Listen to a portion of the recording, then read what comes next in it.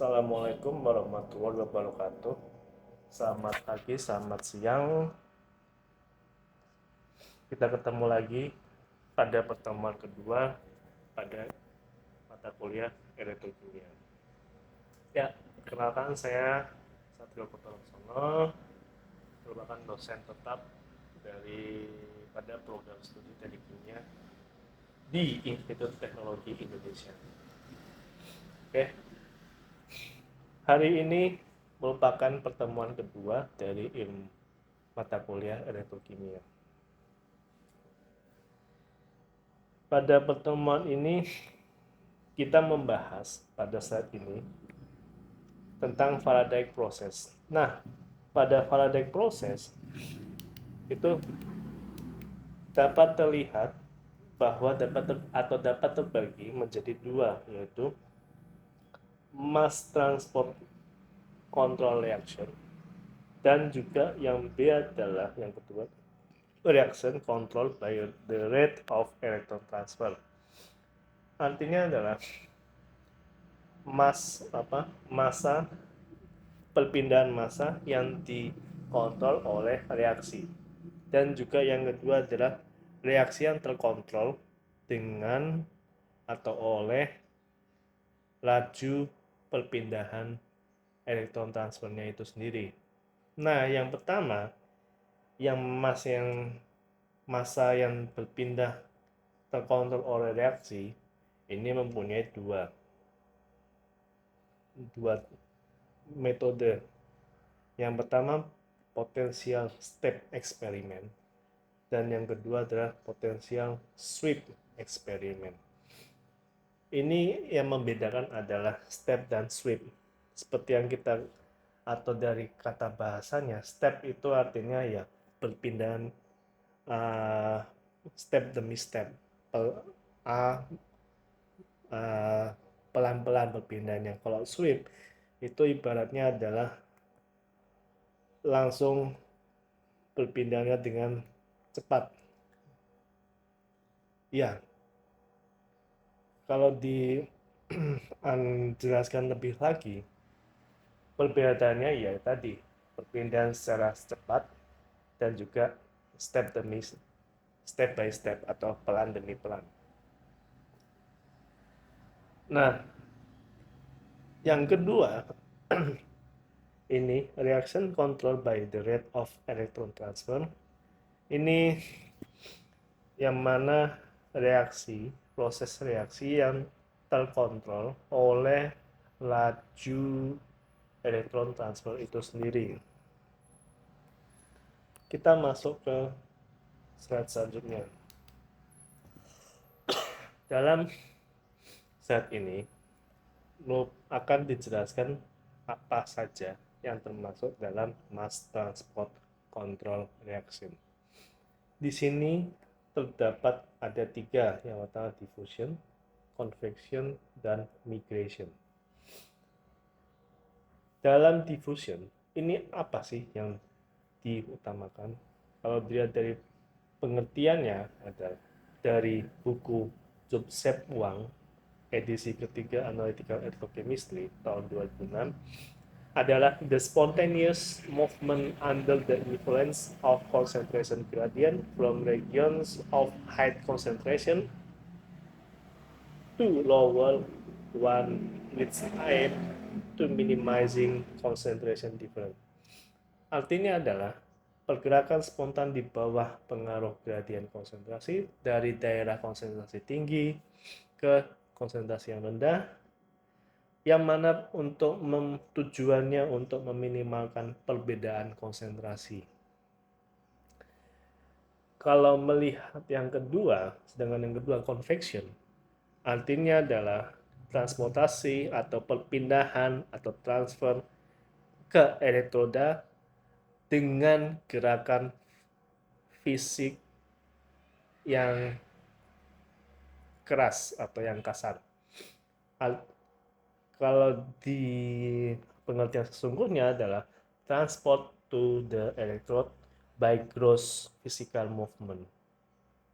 Sedangkan migration arti di sini dari buku Joseph Wang adalah movement of charged particle along an electrical field, pergerakan partikel bermuatan pada sepanjang medan listrik.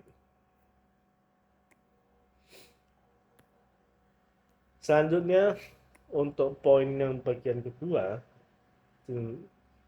reaction controlled by the rate of electron transfer, ini berdasarkan dari literatur lagi, the experiment in which the current is controlled by the rate of electron transfer. Di sini sangat jelas bahwa yang terkontrol atau yang itu adalah si arusnya itu, currentnya, atau miliampernya atau ampernya. Itu yang dikontrol oleh rate of electron transfer, atau yang terkontrol oleh kecepatan transfer elektron. Nah, untuk lebih jelasan nanti ada di slide selanjutnya. Ada pertemuan ini, maksud saya. Nah, sebelum kita masuk ke intinya, kita harus mengetahui elektrokimia selnya itu sendiri. Ada berapa sih sel atau apa yang disebut sebagai selnya dari elektrokimia? Seperti yang ada di slide ini, pada gambar ini, dan juga gambar bawah ini, itu ternyata ada dua elektroda, yang mana elektroda negatif itu disebut anoda, elektroda positif itu katoda. Nah, kedua elektroda ini dihubungkan atau ada jembatan yang menghubungkan, yaitu voltmeter atau si baterai itu sendiri. Baterai ini bisa baterai A4 atau jenis yang A2 gitu. Nah, dalam sel ini itu pasti ada yang disebut sebagai salt bridge, yang mana jembatan garam. Jembatan garam ini biasanya itu KCl. Fungsinya apa sih? Untuk membantu atau mentransfer perpindahan dari anoda ini menuju si katoda ini. Nah, masing-masing anoda dan katoda itu mempunyai elektrolit atau larutan elektrolit yang berbeda-beda, atau biasanya sama. Namun, yang membedakan lagi jenis jenis elektroda pada anoda dan katodanya itu pasti berbeda. Posisi untuk anoda di sini yaitu ZnSO4 dan katoda di situ CuSO4. Nah, dalam grafik ini atau dalam gambar ini kita dapat mengingat atau merimain kembali bahwa katoda ini bersifat positif, sedangkan kalau anoda itu bersifat negatif. Sehingga kalau disingkat dengan bahasa saya, bahasa paling mudah yang saya selalu ingat, yaitu Don Pigna. Positif is cathode, negatif is anode. Gitu. Sedangkan electrochemical cell itu apa sendiri sih? Artinya apa sih? Electrochemical cell in which Faraday current are flowing are classified as either galvanic or electrolytic cell. Ini mempunyai kaitan erat dengan sel galvanis maupun sel elektrolisis itu sendiri. Galvanic cell itu artinya apa sih? Is one in which reaction occurs spontaneous at the electrodes when they are connected externally by a conductor.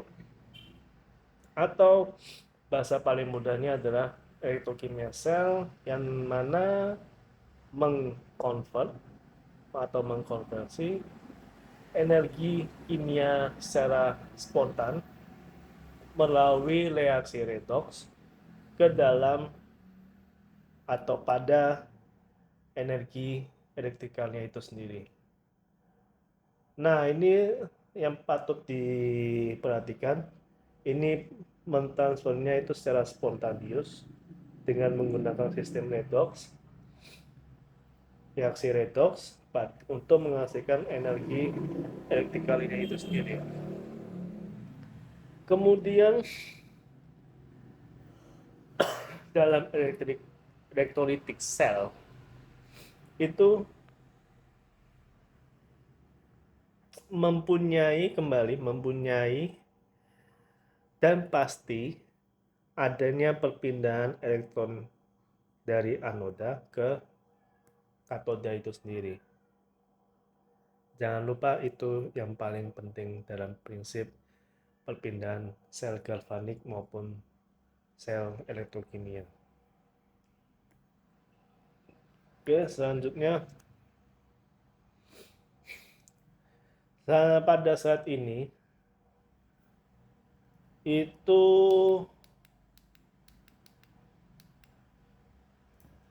ada 4 yang harus kita ketahui atau kesamaan dari galvanic cell dan juga electrolytic cell. Pada yang pertama, both are electrochemical cell. Ya, keduanya sama-sama masuk dalam rumpun sel elektrokimia. Dengan yang kedua, redox reaction takes place in both cell. Keduanya mempunyai reaksi yang sama-sama terkait dengan reduksi dan oksidasi. Yang ketiga, both cell contain anode and cathode. Kedua selnya mempunyai atau pasti punya anoda dan katoda itu sendiri. Yang keempat, oxidation pasti berlangsung pada elektroda anoda, sedangkan reduction pasti di katoda itu sendiri. Itu adalah garis besar kesamaan antara galvanic cell dan electrolytic cell itu sendiri. Selanjutnya, setelah mengetahui persamaan, kita harus mengetahui perbedaan antara galvanic cell dan juga electrolytic cell. Seperti yang terlihat pada slide berikut ini, sudah terbagi menjadi sisi kanan dan sisi kiri. Sisi kiri ini adalah untuk galvanic cell. Sedangkan untuk electrolytic cell, sisi kanan pada slide ini. Yang membedakan tentu saja pada proses di anoda dan katodanya itu, muatannya. Kalau di anoda itu bersifat negatif, di katoda pada galvanik bersifat positif. Sedangkan di electrolytic cell, anoda bersifat positif, sedangkan katoda itu reaksinya bersifat negatif. Kalau untuk poin ketiga, pada galvanik itu bersifat spontan, dengan elektrolitik itu tidak spontan, reaksinya tidak bersifat spontan. Itu perbedaan yang ketiga. Perbedaan yang keempat adalah jika galvanic cell itu tidak membutuhkan external voltage source atau alat voltage pengukur voltage-nya, tidak membutuhkan. Kalau elektrolitik pasti membutuhkan external voltage itu sendiri. Itulah 4 perbedaan antara galvanic cell dan electrolytic cell. Selanjutnya ini sudah masuk ke bagian inti dari metode elektrokimia itu sendiri. Yang pertama terbagi menjadi dua, static teknik dan juga dinamik teknik. Dalam static teknik itu hanya ada satu, yaitu potensiometri. Dengan dinamik teknik itu ada dua, kontrol potensial dan juga kontrol current. Artinya adalah yang dikontrol atau yang menjadi acuan yaitu potensial. Potensial di sini adalah voltage. Kalau kontrol current di sini adalah arus atau I besar sebetulnya. Nah, kontrol potensial dapat terbagi menjadi dua, yaitu variabel kontrol potensial dan juga fix potensial. Nah, variabel potensial ini ya yang paling sering dilakukan oleh ilmuwan atau peneliti di elektrokimia, yaitu metode menggunakan cyclic voltammetry dalam analisanya. Sedangkan kalau fix potensial ini terbagi menjadi dua, yaitu analisis dalam amperometri maupun kontrol potensial kolometri. Maksudnya adalah fix potensial adalah potensialnya ditetapkan untuk menganalisis atau disetting pada bagian atau pada instrumen atau teknik amperometri maupun kontrol potensial kolometri. Kalau variabel potensial ini bisa menggunakan cyclic voltammetry. Sedangkan tadi kita mengacu ke kontrol potensial dan juga kontrol current. Bagaimana kalau kontrol current? Kontrol current di sini mempunyai teknik analisanya yaitu kontrol current kurometri. Nah, yang di sini yang dikontrol adalah si current-nya pada kurometri. Kalau yang tadi yang fix potensial yang dikontrol adalah potensialnya itu saja. Jadi sebetulnya gampang, sangat gampang. Prinsipnya ya pertama tentang potensial dan juga yang kedua tentang current itu sendiri.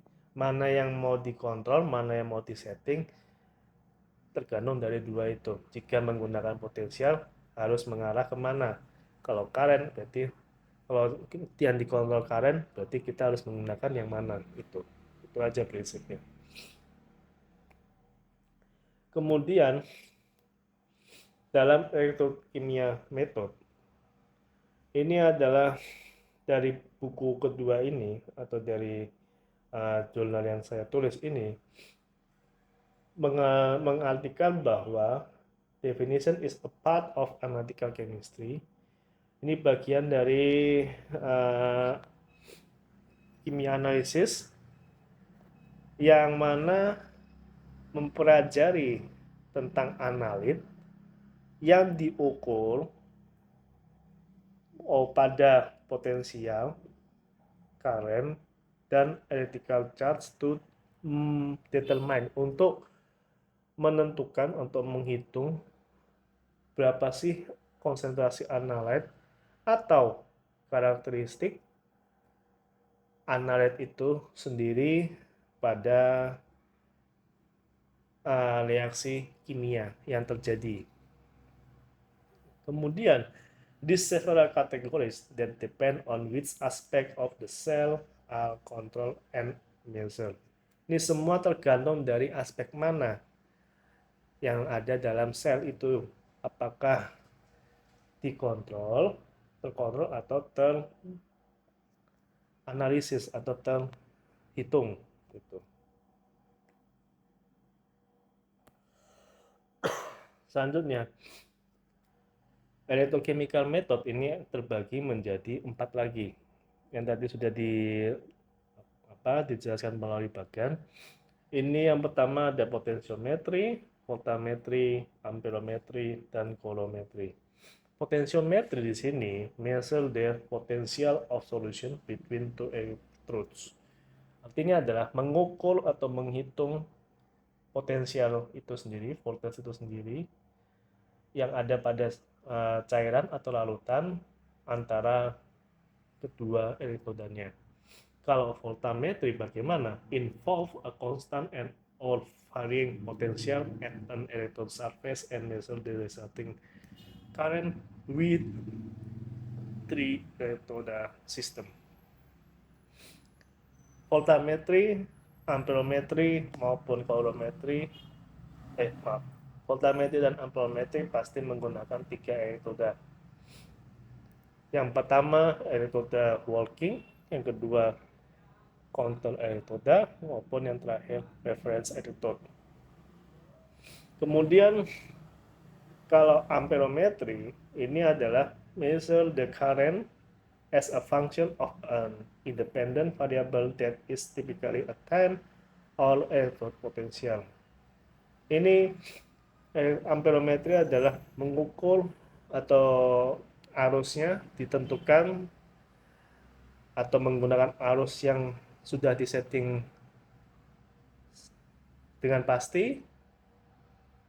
Terus ini tergantung pada atau tergantung tapi mengacu pada waktu pengambilan, waktu proses pada alat instrumen amperometri.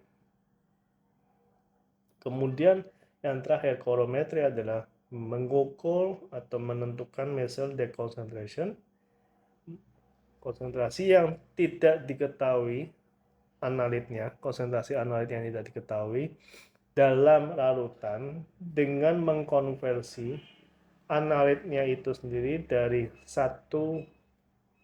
dari oksidasi satu menjadi oksidasi lainnya. Jadi menentukan analit yang tidak diketahui pada solusi pada larutan tersebut, yang mana mengkonversi analitnya apakah itu termasuk oksidasi satu atau dua elektron yang berpindah. Itu semua mengacu pada hukum atau proses Faraday, karena ada perpindahan elektron dengan menggunakan bilangan 96.500 kolom. Ya, selanjutnya pada saat ini kita masuk ke bagian analisis dalam elektrokimia. Yang pertama yaitu cyclic voltammetry tekniknya. Ini the most widely used technique for acquiring qualitative information about electrochemical reaction. Cyclic terus yang kedua, selanjutnya yang kedua, in general, cyclic voltammetry is often the first experiment performed in an electroanalytical study. During observation, there have two peaks such as oxidation peak and reduction peak. And the last, this is also related with redox in which reduction and oxidation process. Teknik pengukuran dengan menggunakan cyclic voltammetry biasanya dilakukan pertama kali pada ilmu elektrokimia.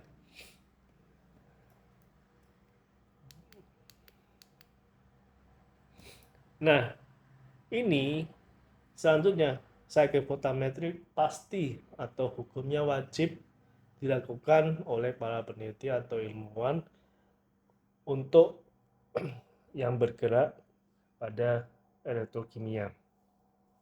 Nah, dalam cyclic voltammetry ini mempunyai dua titik puncak. Yang pertama oxidation peak maupun reduction peak. Peak dari oksidasi maupun peak dari reduksi itu sendiri. Selanjutnya juga terkait dengan yang mana pola atau posisi sebagai reduksi maupun sebagai proses dari oksidasi itu. Selanjutnya, nah seperti ini. Pada saat ini sudah terlihat jelas, inilah yang disebut sebagai cyclic voltammetry. Di sini ada yang disebut oxidative scan and reductive scan. Di sini kalau oxidatif atau oxidation process itu daerah mana sih? Area sini. Kalau oxidation process di sini, bagian sini. Titik pun. Nah, puncak ini sama puncak ini atau ini sama ini, yaitu kalau yang ini oxidation peak current atau oxidation peak potential. Kalau yang EPA itu bisa dibaca sebagai reduction peak potential maupun reduction peak current. Nah, kenapa ini reduction, ini oxidation? Seperti yang terlihat pada gambar ini, kalau mengarah ke atas ini, ke arah sini, itu pasti oksidasi. Terus kalau ke bawah ini, berarti sebagai reduction, proses reduksi.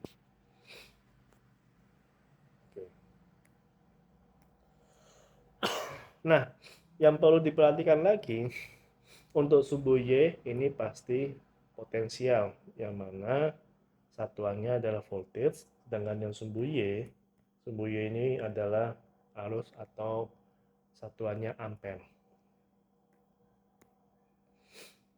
Nah, selanjutnya setelah kita mengetahui cyclic voltammetry, kita harus mengetahui macam-macam dari cyclic atau pilihan dari cyclic voltammetry.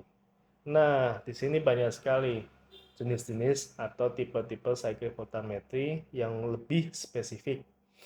Yang pertama yaitu linear sweep voltammetry, kedua normal pulse voltammetry, ketiga differential pulse voltammetry, anodic stripping voltammetry, cathodic stripping, dan adsorptive stripping voltammetry. Ini semua adalah tipe-tipe yang lebih spesifik dari cyclic voltammetry. Namun, yang paling sering digunakan atau yang sering dipakai dalam uh, analisis cyclic voltammetry untuk penjurnalan, untuk paper, yang paling sering yaitu linear sweep voltammetry dan differential pulse voltammetry. Ini semua juga tergantung dari bagaimana atau spesifikasi yang paling sesuai atau yang mendekati atau target yang mau kita inginkan. Nah, kalau dari sekilas, pulse voltammetry di sini yaitu bertujuan pada lowering the detection limit untuk menentukan limit deteksinya paling serendah-rendah mungkin pada pengukuran voltammetrik. Kemudian, by substantially increasing the ratio between the Faraday and non-Faraday currents. Ini untuk melihat atau melihat peningkatan rasio peningkatan antara arus Faraday dan juga yang arus yang non Faraday itu sendiri. Kemudian di sini normal pulse voltammetry masih seperti sama. Yang membedakan atau pembedanya ini juga merupakan bagian yang tidak pernah atau jarang sekali dipakai untuk pengukuran pada voltammetry. Selanjutnya, differential pulse voltammetry ini yang paling sering selain dari linear pulse voltammetry. Menurut sumber dari era Bolda pada Electrochemistry Communication tahun 2014, mereka menyebutkan bahwa it is voltammetry method used to make electrochemical measurement and a derivative of linear sweep voltammetry with a series of regular voltage pulse superimposed on the potential linear sweep all stair steps. Nah, ini juga sangat spesifik lagi. Ini juga terkait dengan ada kaitannya dengan linear sweep voltammetry yang mana mengukur atau bentukannya itu seperti stair step itu. Nah, seperti ini bentukannya. Stair step adalah perpindahan secara bertangga. Jadi stair kan tangga ya, anak tangga, terus stepnya ya perpindahan atau peningkatan, penaikan. Nah, seperti yang terlihat dalam gambar ini yang disebut sebagai step karena ini selalu naik arahnya. Nah, kemudian di sini ada juga quiet time. Quiet time ini untuk tujuannya adalah untuk mencari waktu yang konstan dulu. Jika responnya belum konstan, biasanya analitnya atau yang perubahan dari step-stepnya ini tidak akan terjadi. Nah, ini semua terkait dengan diferensial atau diferensial pulse voltammetry seperti ini. Ya, intinya dari itu diferensial pulse voltammetry ya anak tangga yang selalu meningkat seperti ini, dan posisi E-nya yaitu voltage-nya itu kalau dilihat dari satu persatu tiap tangganya ini pasti meningkat juga, ada peningkatan dari voltage-nya itu sendiri. Nah, selanjutnya chronoamperometry ini juga paling penting selain cyclic voltammetry. Penggunaan chronoamperometry ini tergantung dari kita mau targetnya apa. Kalau paling penjelasan paling mudah yaitu proses setelah menggunakan cyclic voltammetry, kita baru menggunakan chronoamperometry yang lebih spesifik dari cyclic voltammetry. Kemudian dalam chronoamperometry ini dapat mengukur si arusnya ini sebagai fungsi dari variabel yang independen yang mana mempunyai tipikal waktu yang spesifik atau pada potensial elektroda itu sendiri. Kemudian chronoamperometry is used to study, digunakan untuk mempelajari kinetika dari reaksi kimia, kemudian proses difusinya itu, dan proses absorptionnya itu. Bagaimana bentuknya bisa dilihat pada grafik ini. Nah, inilah yang disebut sebagai chronoamperometry. Maksudnya adalah jika kita masukkan dari sini, itu mereka langsung bereaksi, atau yang dimaksud ini adalah saat voltage-nya disetting konstan, sehingga akan menghasilkan respon naik lalu turun ke seperti ini. Atau yang penjelasan A, potential time waveform, change in concentration profile, kemudian C yaitu the resulting current time response. Semua bentuk prosesnya seperti ini yang ada di kanan ini. Oke. Nah, ini yang paling penting, elektroda yang ada di sel elektrokimia itu pasti sudah saya singgung di pertemuan sebelumnya atau tadi di awal-awal. Terdapat 3 elektroda, yang pertama walking, kedua counter electrode, ketiga reference electrode. Nah, bentukannya seperti apa sih, gimana sistemnya, bisa dilihat pada gambar ini. Nah, walking electrode biasanya yaitu karbon material, counter electrode ini metal, biasanya yang paling sering PT atau metal bisa AK, bisa AU, bisa PD. Kemudian reference electrode biasanya 3 molaritas atau 3 AgCl, lalu dirangkai ke dalam alat ini, potentiostat, galvanostat, lalu ada beaker dan 3 elektroda dengan magnetic stirrer. Oke, terima kasih pertemuan kedua ini, kurang lebihnya mohon maaf. Kita sampai bertemu di pertemuan ketiga. Terima kasih, mohon maaf apabila ada kesalahan, ada yang membingungkan. Silakan bertanya atau kita diskusi, open discuss. Terima kasih, salam sehat dan selamat istirahat. Assalamualaikum warahmatullahi wabarakatuh.